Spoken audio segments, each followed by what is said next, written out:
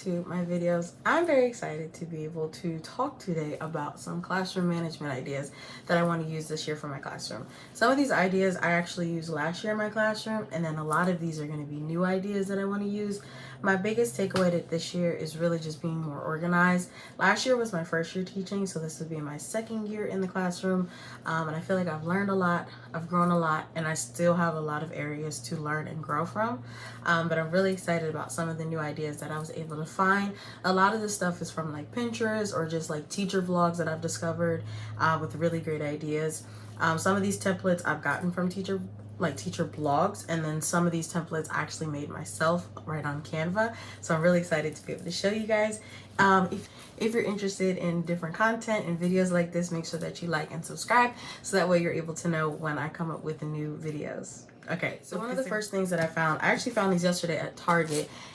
Also, I am going to do a part 2 of stuff that I got from my classroom because I did get more stuff, especially yesterday. I went to IKEA and Target and other things, but we're not going to talk about that right now. But yesterday I went to Target and I was able to find, these are the books that I wanted on my Amazon wish list, but Target was having a buy 2 get 1 free sale on their children's books. So of course I got the book Our Class is a Family, and then they actually came out with another book called A Letter from Your Teacher, and then the book First Day Jitters. So I'm really excited about these books. I seen a template from a teacher's blog. I think her name is Amy Adventures, and she had different, like lesson plans and things to use for these books specifically for the first week of school.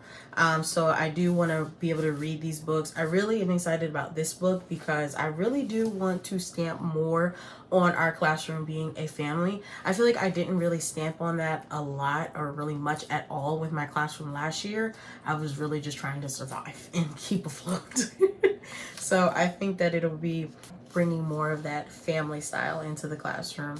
I feel like that just makes the school year a lot easier when you learn that even though we may not all be blood, we may not all be cousins, because kids is real quick to say this is my cousin, not my cousin, and they ain't cousins. But just knowing, like, even though we are not blood, we all don't come from the same blood family, we are a classroom family. Okay, another thing I found are these little writing checklists. Now all this stuff, a lot of this stuff, like I said, I either found it on a blog and just kind of edited it myself, or I actually made it myself. These I believe I found from the same blog, Amy Adventures, and she made these little like writing checklists, which I thought was really nice. So I just printed it on some colored paper, on some cardstock paper, which if you do need cardstock paper, they do have that at Ollie's. I bought 2 packs for $2.99. They have it at Michael's too, but it's like $5 something at Michael's and like almost $3 at Ollie's, so take your pick. But these little writing checklists I think are really, really nice. And there's different pictures that come with them as well. I just picked like these little pencil case and then like this one with a little pencil. But they all say the same thing. It just says, like, they have a little checklist here and it says, I write my own name on my paper. There's a title on my paper. My handwriting is neat. Punctuation at the end of sentences. Each sentence starts with a capital letter. My writing is creative. My writing makes sense. I did my best work. I read my work. So this is a great way for them to have their own self-accountability to make sure that their work is up to par. And this is a great little visual for them to see, just to kind of see before they actually turn in their work. I do plan on probably putting this on their desks. If not putting these on their desk and like with their name tags, maybe like stapling them to like whatever writing assignment that we're doing. We don't do a lot of writing assignments as far as I'm concerned, but we are getting a new curriculum for ELA and all that. So I'm not really sure what the new curriculum will look like, but when we had bookworms, they didn't have a lot of like big writing assignments, but when they did have to utilize some kind of checklist. So I think this will be a little bit easier for them to follow along. Plus it will be more familiar because we'll be using this in the class. I found these on another teacher's blog, but they were charging it, so I decided to make my own and just kind of use that blog as like a little guide or whatever. But I was looking for little like missing work tickets or incomplete work tickets that I can use in my classroom. So it just says incomplete work, and then on the line here you write down what the assignment is, what date the assignment was due on, and then reasons for the missing work so that I could check off. So like they may have been absent, they were off task, talking, playing around, or they needed more time, or if there's any other reason, I can write that right there. and then little bubble that says please return by. So I'll put the return date right there, and then a parent will have to sign it. So it'll be stapled to whatever that work may be, and then have them take that with them in their folders, in their take-home folders. And then a parent will have to sign it. So yeah, these I'm going to be just like stapling onto their work. I made them in different colored cardstock, but I think I'm going to stick with like a red cardstock color. Just, you know, to make it stand out. I found this on Pinterest and I decided to make it myself. But this is called, it's like the waiting room, or like a take a number. I made this to kind of match my theme, which is composition, books, and bows. So this is the one that I made. The clothespins I got from one of my teachers from my teacher team. But it just says the waiting room, and it says take a number, return to your seat, and continue to work until your number is called. So I think this would be kind of really great for like a lot of independent work. Say if I'm really busy with something and I'm not able to get to a scholar right away, I could be busy with another scholar, or just something that is kind of taking my full undivided attention to an immediate raised hand. This would be a really great idea, so that if they do need something, they can come up to the student station, take a number, go back to their seat, and I go over to the waiting room and I see that a number is missing. Then I'm like, okay, who has number one? Whoever has number one raises their hand, I can go over to that person, help them out, and then return the clothespin back to the waiting room. So I feel like this will make it a little bit more smoother. Plus, they won't be sitting there with their hand up for however long they have their hand up, and they can go back to doing their work. Another thing, kind of connecting with that, I did buy this pencil lamp. I got it from IKEA yesterday when I went. This will be in my part 2 classroom haul, but I did get this pencil lamp. I wanted to use this again for like one of those moments where I'm kind of busy doing something and I'm not able to get to a scholar right away. This I really want to use for like small groups. Usually when we're doing small groups, we're meeting with a certain amount of scholars for a certain amount of time, focusing on whatever it is that we're doing at that moment. So I have to give a lot of my attention to that small group and kind of leave the rest of the class more independent. So what I'm thinking is, with this pencil lamp, it actually does change colors. So I'm thinking with this, when my pencil lamp is red, that means that there's something going on. I'm busy right now helping a scholar, or I'm busy with a small group. I'm not able to help you right away. That's when it's red. When it's a green, that means that I am available. If you need me, whatever the case is, I can get to you right away. But I feel like this will be sort of like that non-verbal communication, instead of me having to repeat myself, like I'm doing something, like I'm with a small group, I can't help you right now, like, you know, ask a friend, all that kind of stuff. So I think this will be a little bit more of a smoother transition with that. I did find these on Pinterest as well. They're called Ask Me, I'm an Expert. I think this will also be really helpful, is by picking 4 students. One of them will be my teacher assistant, and then 3 other scholars that, you know, are really good with whatever work that we're doing. So if I am in the middle of like small groups, or if I'm in the middle of something and I'm not available right away to help a scholar with something, they can ask an expert that's in the classroom. So each lanyard has a number on the back, so there should be 4 total, and it says ask me and I'm an expert. So I'll pick my teacher assistant and 3 other students. They can walk around the classroom and wear these, and if a scholar needs help in the classroom and I'm busy doing something and I'm not available right away to help them, they can ask an expert that's in the classroom. I do also want to get these little flip book things right here. I think these will be really great because they are able to, the scholars are able to flip them to whether, if they're green, meaning like they're good, they understand the work, they don't need help. Yellow, if they kind of understand, like they know kind of what they're doing, but they may need some help. And then red is like, I don't know what I'm doing. That'll also be really great for the experts to actually see who needs help and who doesn't. That way they're not walking around the whole room asking everybody if they need help. The flip books is another form of nonverbal communication that the experts can see, like, okay, this one is red, that means they need help. This one's green, they're good, they don't need me. So this will also be really helpful for me as well, having, you know, friends in the classroom that can help other friends. And I find like a lot of times scholars, they do learn better from other scholars. So I'm like, I do kind of want to let them do that, especially if we're kind of implementing more of that. Our classroom is a family. Let's be family and help each other out. Okay, so these are some job cards that I found. I think these are also on Amy Adventures teacher blog. I think that's where I got these from. But I do have classroom jobs already in my classroom, like it's, you know, like a pocket chart sort of thing. But I thought these were really, really nice because they tell you the classroom job, they tell you how much you'll get paid, and then the description of the job and reminders about the job. So this would be really great for scholars that may, you know, kind of have questions or just like, you know, what is it that I need to do? Instead of me having to answer that question 10,000 times, they'll have a little information card about their job and what they need to do with their job. I think I'm going to put these sort of behind those cards, behind each job card. And I even have like blank ones so I can add these new jobs because there are some new jobs in here. That way the scholars are able to see how much they're getting paid, what it is that they need to do. And it'll just help them keep track better of their job. When it comes to their paychecks, I do pay the scholars every Friday. I am trying to figure out if I want to do jobs weekly like I did last year or bi-weekly. I am still trying to figure that out. But I do pay them with class money. I like to get realistic looking money like these from Amazon. I used this kind of money last year and it really was exciting for my kids because they're able to see what an actual dollar looks like and an actual $100 bill looks like. Now they do know it's not real, but they do look really realistic. And I like that. I like them to be able to connect like, okay, this is $1, this is a $5 bill, this is a $10 bill. Plus we do learn about money later on in the curriculum, more towards the end of the year. So they're already familiar with money and how much it's worth and what it looks like. So I think this would be a really great idea. I do want to get some kind of like pocket chart like this to use in the classroom, that to put the money in. I am still trying to figure that out.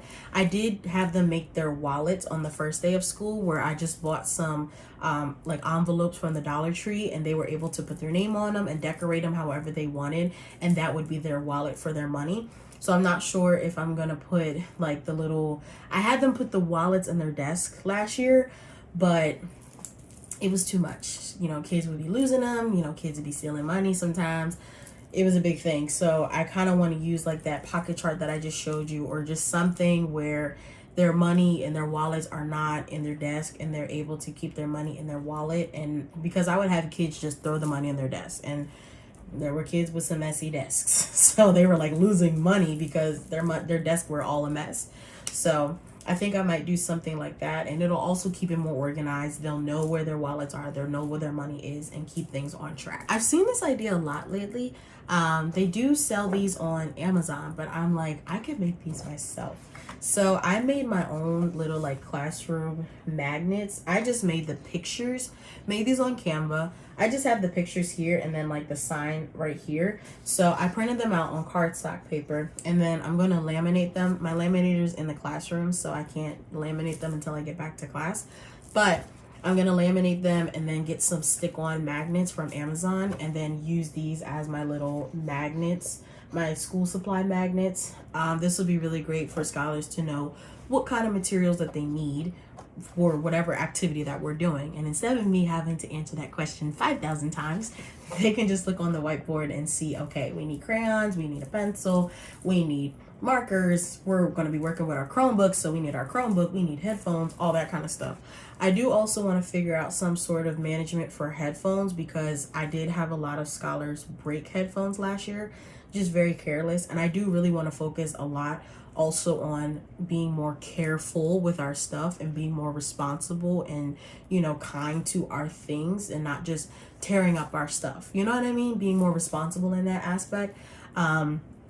I did have them put like their headphones because my director had gotten my classroom pocket chairs, or like chair pockets to put behind their chairs, and I really like those. So I do want to get those again this year for this class. But I had them wrap up their headphones and put them behind their chairs, but then you still had scholars that would forget, so they still had their headphone cord just laying however on the floor, so that risked headphones being stepped on. I have seen people use like that pocket chart that I showed earlier for the ones I want to use for the wallets. I have seen people use those for headphones. I've seen people use hooks for headphones and putting them like in the bottom front of their classroom. So I do want to figure out some sort of solution for headphones. And I think I do also want to use those stickers, these stickers that I showed earlier, because I'm going to use these for the pencils. I do want to use these for their Chromebooks as well, and like some kind of like colored washi tape as well for their Chromebooks to keep those organized as well. That worked really well last year until the stuff started to come off, and then it was back to a blank Chromebook cart, and then it got chaotic again. So I do want to figure out a way to keep the stickers on the actual stuff. But I think I might also do this for headphones, so that way we know whose headphones are who, and they're accountable for their headphones as well. Really want to stamp on accountability. I found this template as well on Pinterest. It says, I think it's a blog, it says Teachers Takeout. I think it's a teacher's blog. I did get it off a teacher's blog, but I don't remember who it was. But I printed these out. They were a free template, and these are really good for kids that are absent, so they are missing assignments. So these are just little slips that I'm gonna cut out, and it just has them write their name, their date. It also requires a parent signature, and then right here I'm able to write down what assignments they are missing. And then it just says, while you were gone, you missed these assignments. These will be the assignments. And then everything is due on blank. So that'll be really great for kids that are absent and they miss stuff. I can send that home in their folders to their parents. They're able to see what work they missed, what needs to be made up, and then what day everything needs to be turned in. I did also on Canva make these little like folder templates here. I'm gonna find some sticker labels to get from Amazon and stick these folder labels onto their folders. So I really do want to use folders this year. I didn't use folders last year. So I really want to kind of use that more. I feel like that'll help keep things more organized at school and also help keep the kids organized at home, and as well as the parents, just to kind of see, you know, what's going on in class, what homework they have, what assignments need to be turned in, and also any papers that need to be signed by a parent and returned to school. So these labels are going to be really great because first, they're designed really nicely and they're personalized. So it says my name on them, so that way everybody, if somebody loses their folder, they're able to know, oh, okay, this folder goes to somebody in Miss Dale's class. That is me. I feel like that'll kind of keep things more organized. I'll probably have them turn in their folders with all of their stuff in there versus like I had last year, my kids just turn in their homework packet. I think the folders might be better. And I may even put their number on their folder, but there is a line on the bottom of their folders that I did make where they can write their name. So something like that, but I may still put numbers on them just to make it easier for me when I'm grading their work. Okay, the next thing I made, it's just a little stop sign and it says, did you remember to write your name on your paper? This was a big thing last year, a big reminder. Make sure that you write your name on your work. So I'm gonna have this at the student station above the turn-in bin. Just as like a reminder, like, hey, make sure that's on your paper. I should have also, did you write your name and the date, because you need the date. But this, you get the picture. This needs to be done. Another idea that I see and that I think will be really great is this missing/unfinished work chart. So this will help keep things more organized on my part, but also keep my kids accountable. So this kind of goes back to those little missing work tickets. I'm going to use this at the student station. I made these big because I seen this on Pinterest and I think it's actually a really great idea. But like I said, I want to really go by the number system this year. So what's going to happen is I have the instructions here and it just says read over the sticky note and complete the missing assignments. Turn in with your missing assignment ticket. That's why I made those missing assignment tickets. So what happens is if I have a scholar that has work that is missing or it's not finished, then I'm going to write on a sticky note over their number what it is that they're missing. So say, for example, I have a scholar that is either missing or did not complete an exit ticket. They didn't do exit ticket 5. So on my sticky note, I write down exit ticket 5, put that over their number. Then I have like some kind of reminder, like make sure you check the missing work chart. Make sure you don't have any sticky notes up there. And they can go over to their number and they're like, ooh, I have a sticky note. Let me take that off and then look and see what it is that they are missing.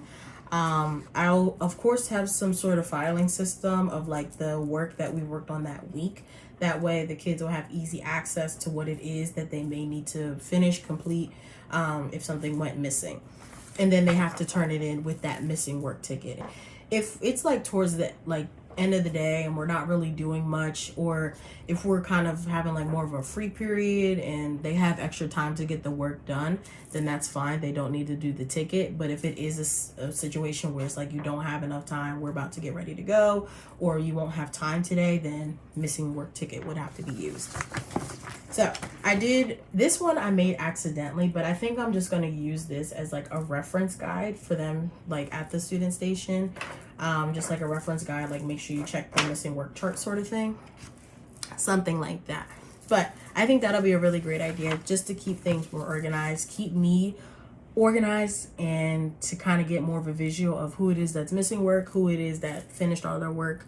To classroom jobs, I saw this as a really great idea. I am thinking about doing it, but I saw a teacher make classroom job applications. So I really like this idea because I feel like this will kind of help my kids advocate for themselves and learn how to advocate for themselves. So all they have to do is write their name and their date, and then there's a couple questions here.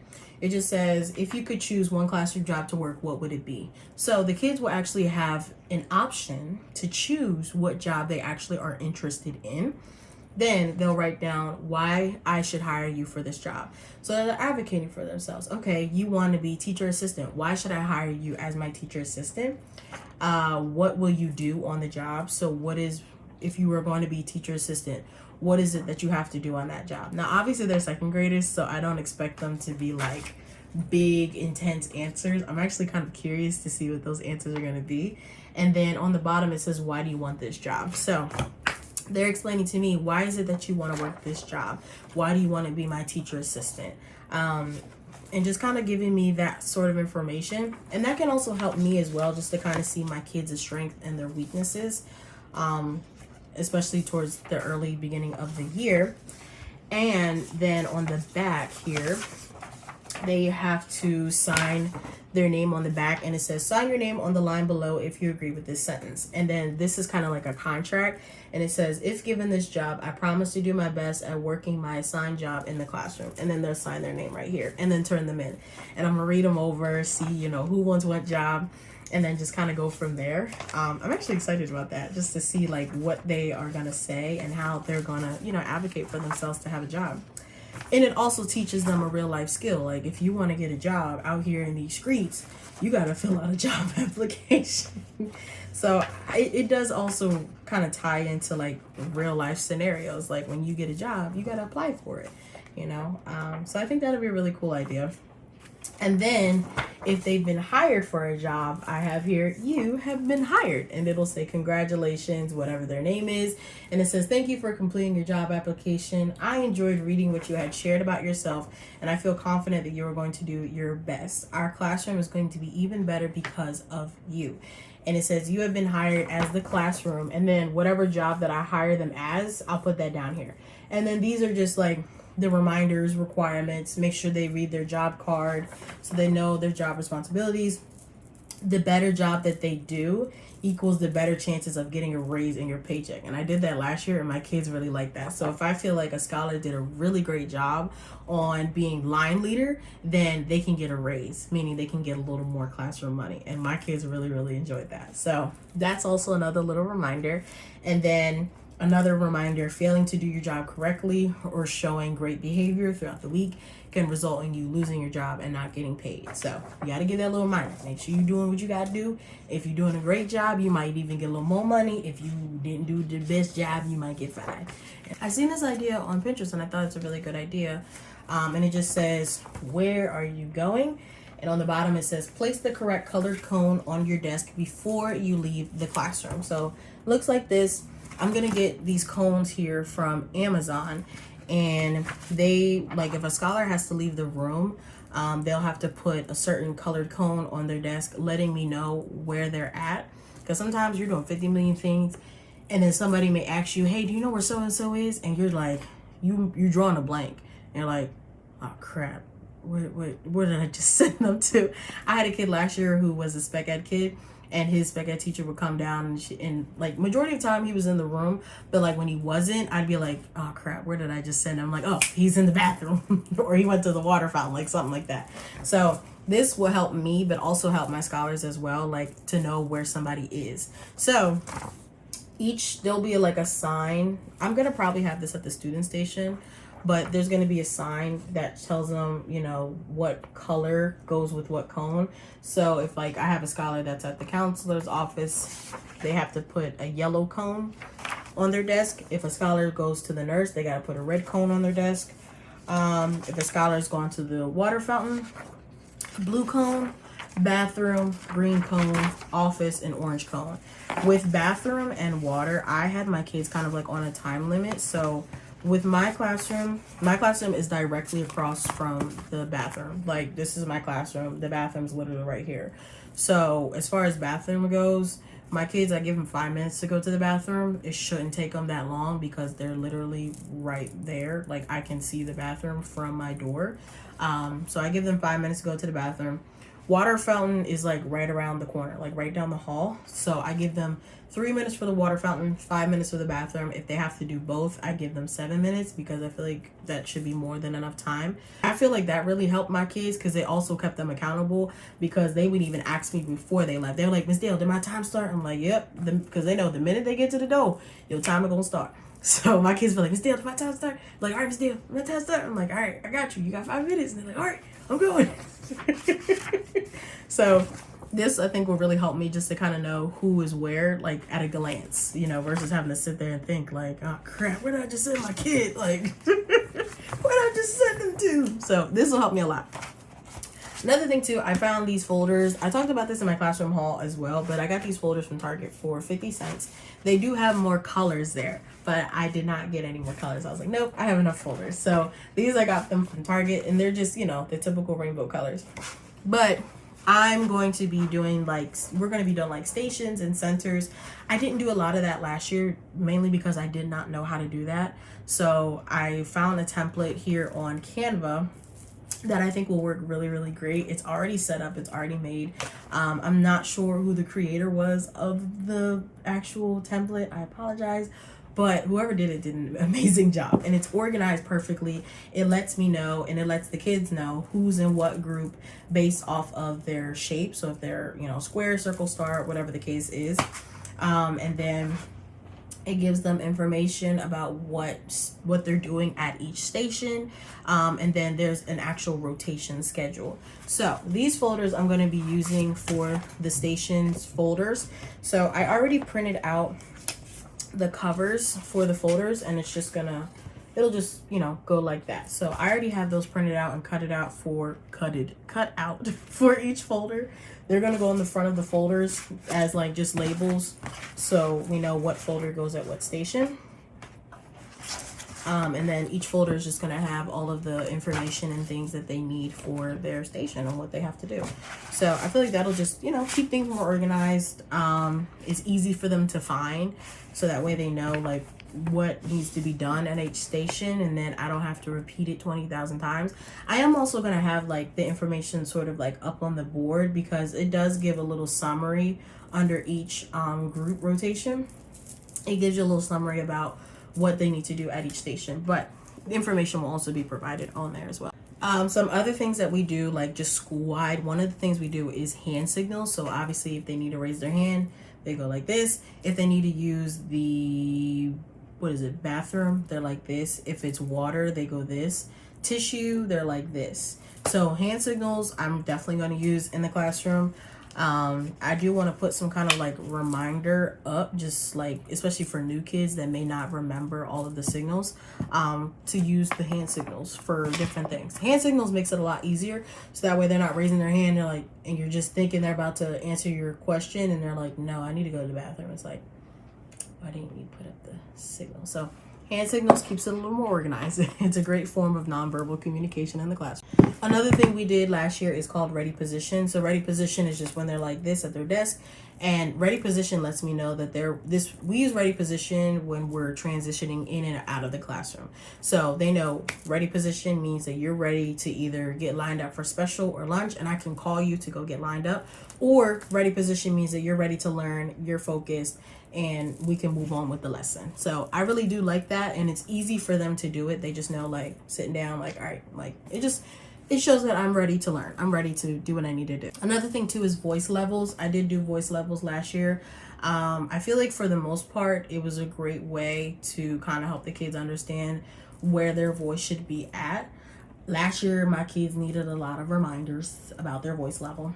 Sometimes we had to work silently, especially in the beginning. It was hard in the beginning, but they got it together towards the end. They did. So I do also think found I'm this going to be website doing called voice Classroom levels Zen. It's a free again. Just website like that any 0 teacher means can we're use in the silent, 1 is a classroom for whisper, classroom 2 voice is, management. Very similar partner to the talk, Bouncy Ball 3 is website. group If you've ever talk. used that before in your classroom, I use that and it works pretty well.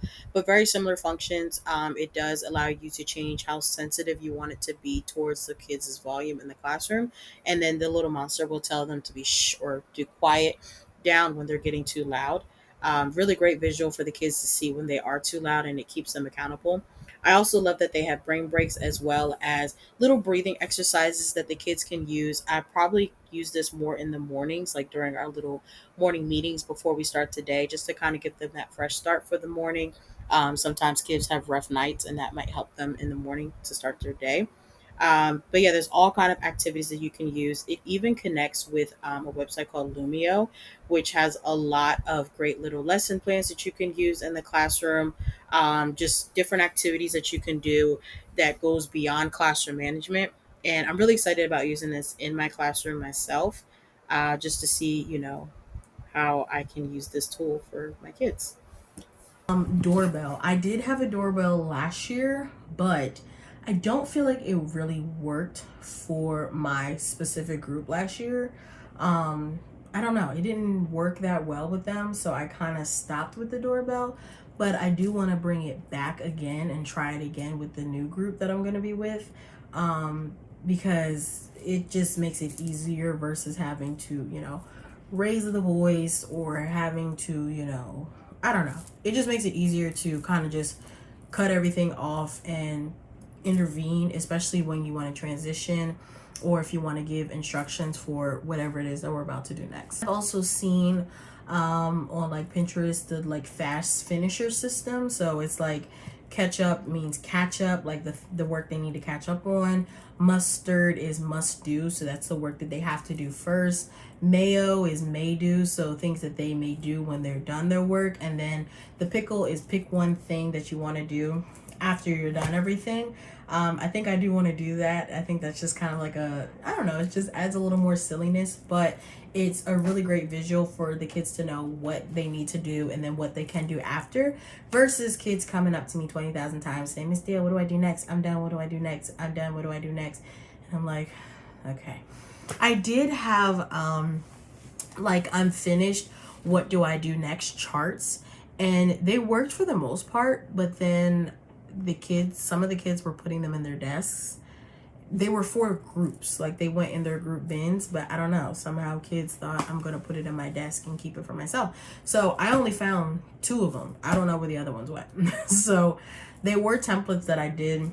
I think I downloaded them from somebody's blog, so I'm gonna reprint those and make new ones for my new kids, and have that as like something that they can be like a may do or a pick one for the pickle.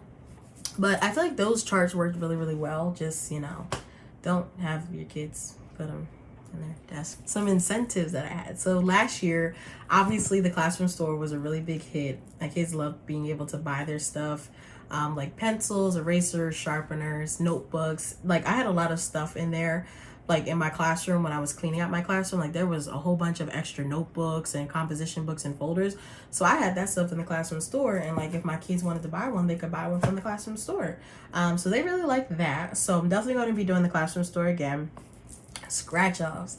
My kids loved scratch offs. I seen these somewhere last year on Pinterest or something, and I ordered them from Amazon, and they loved them.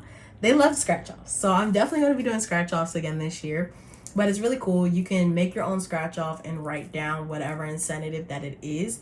I do have like the bowling kit that I showed in my classroom haul. That'll be a scratch off. Like they can play bowling at recess. I found these bubbles at Michael's. They were 3 for $99 at Michael's, 99 cents. So I bought a few packs of these, and I did bubbles at recess as well as a scratch off, and my kids love that.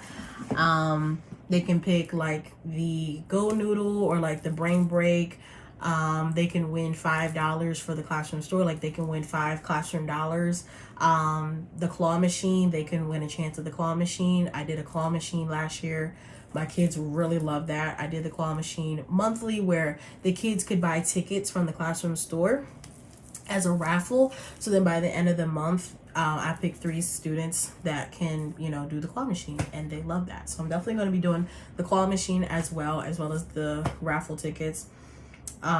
We do cash outs. That's a school-wide thing where each week kids are able to cash out so they can pick a prize out of like a cash out bin. That's something that we do school-wide all throughout the school where kids can have a cash out day, which is cash out days on Friday. Class Dojo is also a school-wide thing. We use that as well with the cash outs.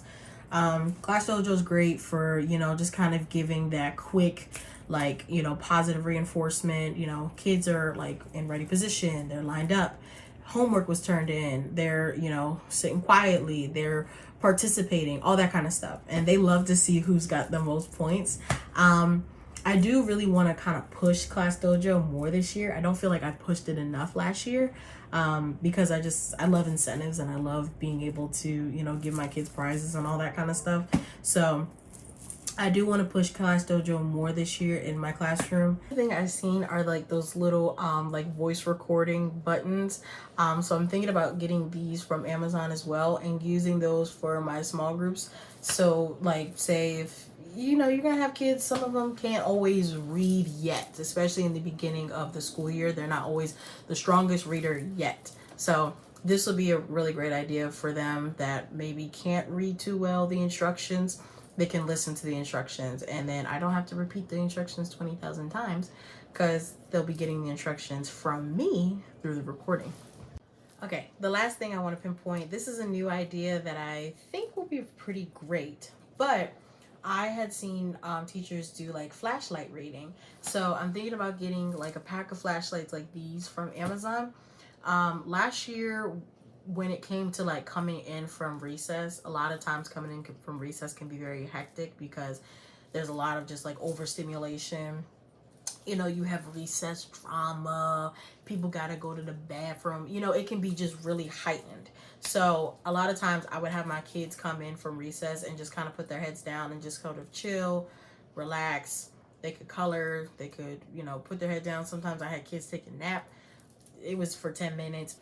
I think what I want to do this year is flashlight reading, where after they come in from recess, we turn off the lights, they get a book that they want to read, they find, just a comfy space in the classroom with a flashlight, and they can read with the flashlight. I think that's be a really cool idea. I do want to try it out just to see how it goes, but they have to read silently for like 10 minutes with the flashlight and just kind of like get cozy with a book and just kind of, bring the stimulation down and kind of calm everybody down.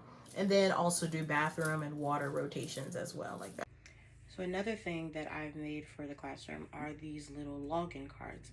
So I found like a lot of times my kids would have trouble with, logging into their websites, especially ones that weren't very familiar with their computers and how to type and just the basics of using a Chromebook. Because we teach second grade, they're not really computer savvy yet. And when we found that when they get to third grade, they do a lot of things on the computer more once they get to third grade than they would in second grade. So I figured these would help them with logging into their websites and just helping them be more independent. So I put like little graphics of each website that we usually used last year that I plan on using this year. And then, so it just tells them the website, and their name will be up here. I fixed this on Canva because I didn't like that it says student name in the middle. So I did fix this on the website and push student name over to the side. But it'll just have the picture of the website, and then their username will be in this box. Password will be in this box. I made the longer ones first, but I didn't like how they looked. So I wanted my cards to look more like this. So I'm gonna keep them like this.